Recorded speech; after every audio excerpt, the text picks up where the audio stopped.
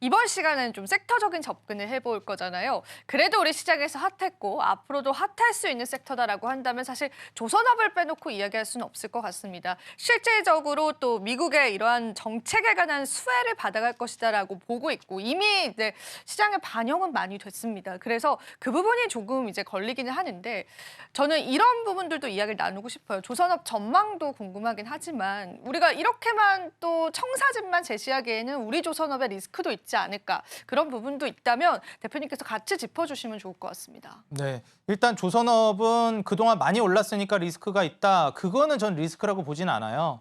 더 올라갈 만한 모멘텀이 있으면 많이 올라간 게 아니죠, 사실. 그렇죠. 예, 뭐 지금 앞으로 뭐 한 1000%, 뭐 2000%, 10,000% 성장할 거면 지금 올라간 건 세 발의 피 아니겠습니까? 그럴 수 있죠. 네, 그러면은 이제 어떻게 보면은 이 상단을 제한할 수 있을 만한 요소가 뭐가 있는지를 보는 게 저는 중요하다고 보는데 그 측면은 역시 이제 중국의 침투라고 볼 수 있겠습니다. 우리가 이제 이 기초산업군에서 방금 말씀해주신 화학을 비롯해서 우리나라가 왜 이렇게 어려워졌느냐? 결국 중국에게 일감이라든지 산업에서 모두 밀렸기 때문입니다. 그럼 왜 밀렸을까? 지금 미국이 긴장하고 있는 부분도 이런 거였는데 전 세계의 기업들이 중국에 생산 공장을 지었어요. 거기서 기술 유출이 있었다는 거죠. 그러면은 중국이 따라왔고 중국은 저가 물량 공세를 할 수 있는 국가란 말이에요. 우리나라가 그걸 따라갈 수 있을까요? 우리나라가 따라갈 수 있는 거 혹은 뭐 미국이 이제 앞서 나가야 되는 거는 기술력에서 압도를 해야 돼요. 물량 공세 가성비로는 중국을 저는 절대 못 이긴다고 봅니다. 그러니까 생산 캐파를 늘리는 걸로 승부를 보면 안 된다고 보는 거예요. 그런 관점에서 조선은 지금은 기술력으로 우리나라가 앞서 나간 거란 말이죠, 사실. 그래서 지금도 뭐 중국이 뭐 점유율 뺏어오고 있고 다시 또 치고 올라온다 말이 많거든요. 근데 그거는 저는 크게 문제 없다고 봐요. 우리가 감당할 수 있는 캐파 안에서 기술력으로 승부를 봐서 고마진 그 조선들만 선박들만 가져오면 돼요. 이런 중후장대 산업들의 정말 이 어떻게 보면은 위험 요소가 뭐냐면 그러니까 미국도 조선업이 사실 지금 많이 안 하고 있잖아요. 그래서 우리나라한테 기대고 있고. 네. 근데 그랬던 이유가 뭐냐면 캐파가 늘어나면 이거 물량을 맞춰야 되는데 공장이 뚝딱 지어지질 않아요. 그거 다 지어질 때쯤엔 경기가 침체합니다. 그럼 공장을 그거는 이제 만들어놨고 사람은 다 뽑아놨는데 일순간에 다 해고시켜버린다? 공장 다시 없앤다? 이게 말이 안 돼요. 그러니까 고정 비용을 한번 늘리면 줄이긴 어려운데 경기엔 되게 민감하게 반응한단 말이죠. 그러니까 이게 컨트롤이 잘 안 되는 영역이라는 게 좀 핵심이라고 볼 수 있겠고요. 그러려면 특정 캐파를 유지하되 기술력으로 승부를 보면서 쭉 앞서 나가는 고지를 계속 유지하는 게 중요해요. 그래, 중국이 계속 가성비로 밀어붙이는 거 인정. 우리는 기술력으로 계속 앞서 나가자. 근데 그러려면 기술력을 뺏기지 말아야 되는데 이번에 미국에도 공장을 짓는 거에 대해서 이 기술력 미국에 그럼 뺏기는 거 아니냐, 중국에 뺏겼던 네. 것처럼 이런 우려도 많이 나오고 있어요. 근데 저는 개인적으로 어떻게 보고 있냐면 중국 같은 경우에는 미국을 추월하기 위해서 빨리 달리고 있는 국가였어요.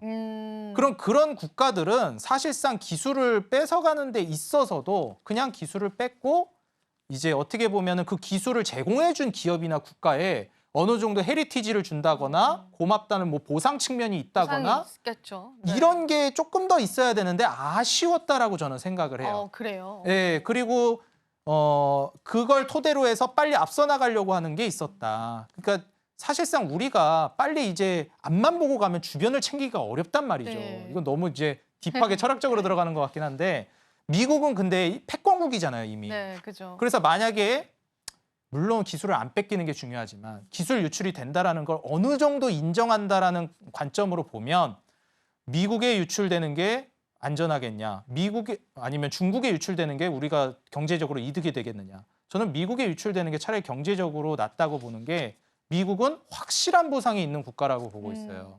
아, 너희 덕분에 중국으로부터 뺏길 뻔한 패권을 자리 잡았다. 확실하게 밀어줄게. 보상을 해줄게. 한국 그리고 우리한테 도움 줬던 너희 조선업들 확실하게 밀어줄게. 이게 성과제도 보상이 확실한 나라란 말이에요. 역사적으로 그랬고 도전했던 국가는 절대적으로 용서하지 않았고 도움 줬던 기업과 국가는 잊지 않았습니다. 동맹국에 관해서. 네, 동맹국에 관해서. 이걸 우리는 역사를 통해서도 어느 정도 생각을 해봐야 된다고 생각하고 그런 관점에서는 지금 트럼프가 실제로 한국에 먼저 콜을 한 거잖아요. 네, 맞아요. 네, 그런 관점에서 이번에 미국과 동맹만 잘 유지된다면 저는 뭐 관세 이런 거를 걱정할 만한 섹터는 아니라고 봐요, 조선 조선업은. 쪽은요. 예. 네. 확실하게 그렇게 밀어준다라는 딜만 잘 성사된다면 오히려 엄청 큰 상승을 더 도래할 수 있다라고 보기 있기 때문에 과연 조선업에 있어서 트럼프 정권과의 딜이 어떻게 이루어질 것이냐 이거에 좀 포커스를 맞추는 게 중요할 것 같습니다. 사실 이제 조선 업종들이요. 이제 증권사 리포트가 많이 나왔었는데 이제 대부분 목표가를 넘겼다라고 합니다. 그러면은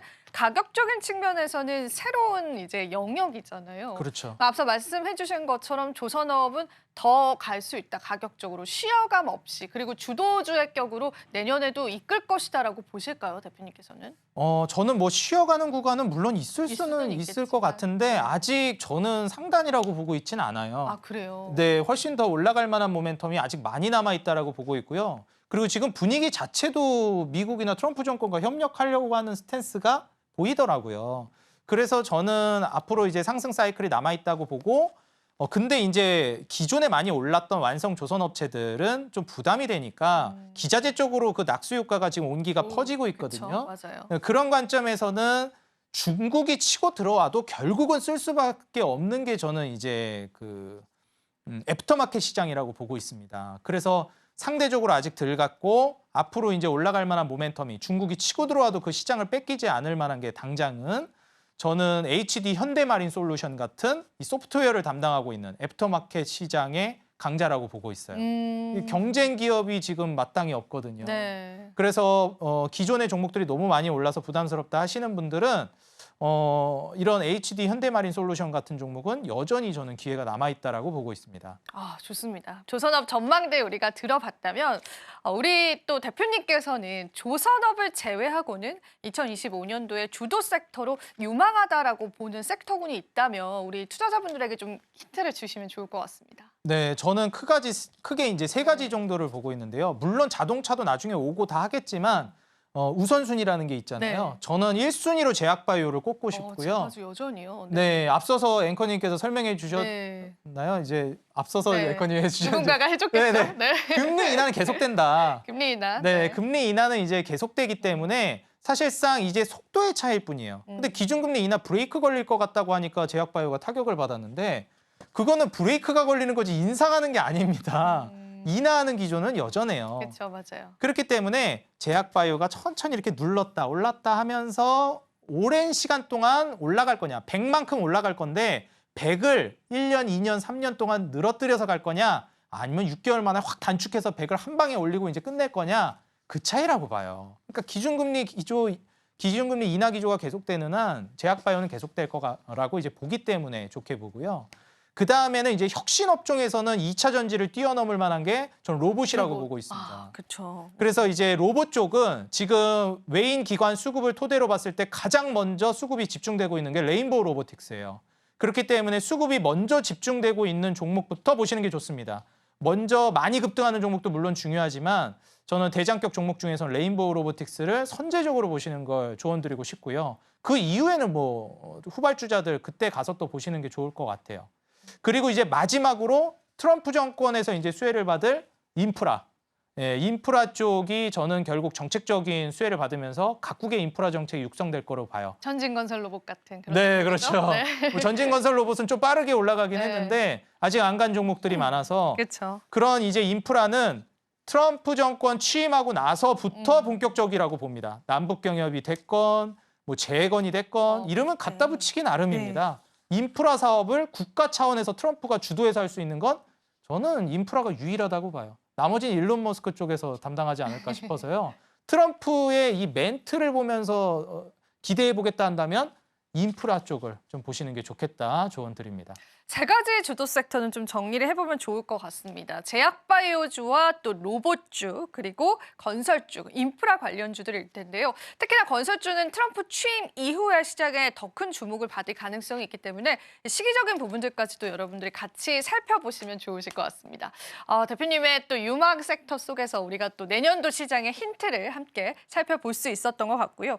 그리고 또 대표님께 또 질문을 드리고 싶은 부분들이 일단은 우리가 이 원전, 대왕고래 이와 같은 정치적인 힘을 받았었던 섹터가 사실은 있었잖아요. 올해 하반기쯤에. 근데 그렇죠. 이 부분에 관해서 이제는 정말 보내줘야 되는 건지 2025년도에 왜냐하면 정치 리스크가 좀 불거진 부분들도 있잖아요. 그렇죠. 대표님 어떻게 생각하세요? 전략 어떻게 짜볼까요? 일단 원전과 대왕고래는 결이 좀 다르다라고 생각합니다. 둘 다 이제 정책으로 볼 수는 있겠지만 원전은 글로벌 스탠다드의 이제 흐름을 어느 정도 이어가면서 원전을 육성한 거고 정책적으로 대왕고래는 사실 이제 정책에 어느 정도 의존도가 높았다라고 보여져요.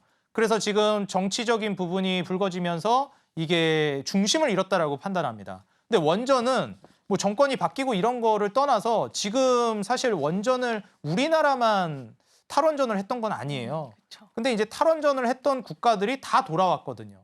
그러니까 이 흐름을 벗어나진 않을 거라고 봐서 원전 쪽은 앞으로도 좋을 거라고 보고 대왕고래는 좀 리스크가 보내주자. 크지 않을까 저는 그렇게 보여집니다. 네, 그럼 마지막으로요, 대표님. 오늘 이제 또 우리 시청자분들에게 2025년 투자할 때 가장 또 주의했으면 하는 그 코멘트 한마디만 좀 부탁드려도 될까요?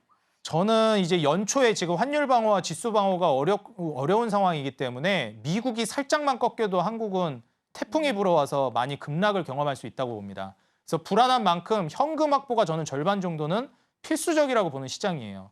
연초에 급락이 물론 안 나왔으면 좋겠지만 나올 가능성을 충분하게 열어두고 현금이 확보된 채로 투자를 진행하시기를 조언드리고 싶습니다.